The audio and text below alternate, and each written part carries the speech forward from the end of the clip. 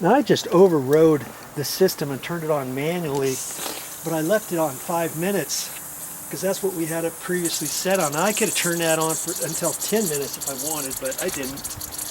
Okay, so now the water's still coming out.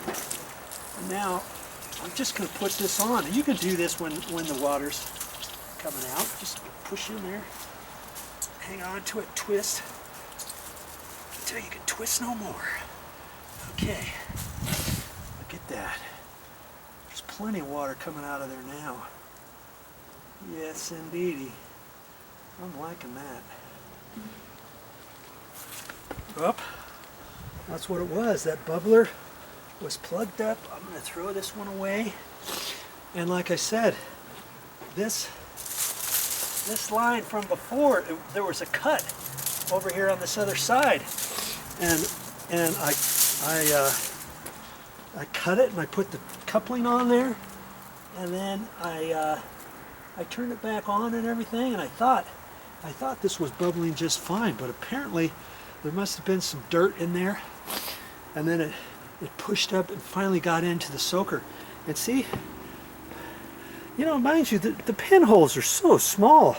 If those get plugged up or something, or if a bug crawls into the end of it or something like that, can you imagine?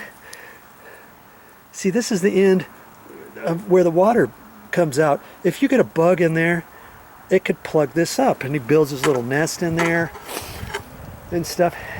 It doesn't take much to clog these, so every once in a while you need to go around, and I wished I would have gotten down here sooner, dabbity nabbit.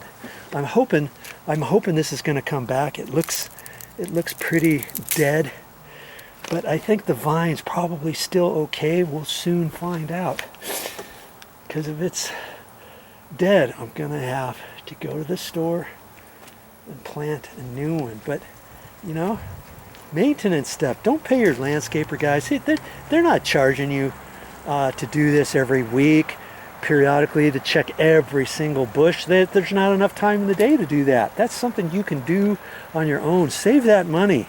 You know, you ask your lawn guys, did you check everything? Did you check? Yes, yes. Is everything on? Yes, yes. The sprinkler's on, the timer's on, it's all set. Yes, yes. And then you get stuff like this happening. Okay? So get a few parts on your own. Get some 1 gallon bubblers like this. Get some 2 gallon bubblers. Get some half-gallon bubblers. Get your couplings, some T's, some plugs, that little end piece, and get yourself a little bit of pipe. It's always good to have some pipe laying around. You know, you can buy that in 50-foot pieces, maybe a 100-foot piece at the store. That might have been a 50 or so. And then you just have it laying around. So anytime you want to do something, you're ready to go. All right. Well, that's all I got for this time, but I'll be back with more videos. I can mark that off my list for now.